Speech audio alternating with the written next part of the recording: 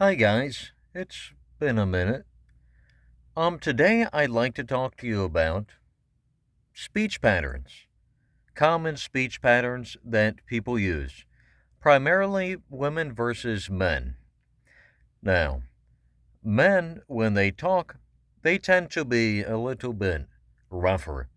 In fact, if you see a lot of women trying to be more masculine, they tend to sound a little bit more shouty.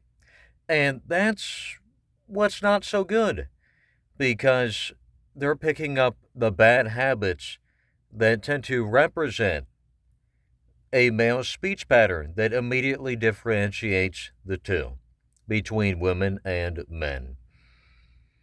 And that really is, let's say, women, they tend to emphasize a few words or a subject by lowering or highering the pitch or the emphasis on the word.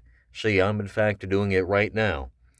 It's because it's a technique that allows someone to emphasize something without overstimulating the mic, per se, and getting too close to it and just blaring it out.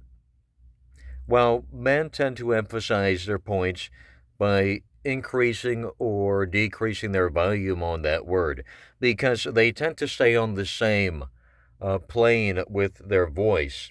So they're always like this. So they emphasize it by doing this. Do you see the difference between how generally women emphasize a word and how men emphasize a word too? And that actually gets into character voices. It's just a good technique. So instead of trying to mimic the bad habits, if you're trying to become more masculine or do a role as a voiceover actor, try to instead be aware of those habits, but not make it your whole shtick in order to trying to become more masculine or, more feminine. Because either way, it's a balance of different techniques. You don't just want to use just one all the time. Anyway, that's all I really wanted to talk about. So, men emphasize points normally by an increase of volume on the word, while women tend to change the pitch to emphasize that word. So, just keep it in mind. Thanks.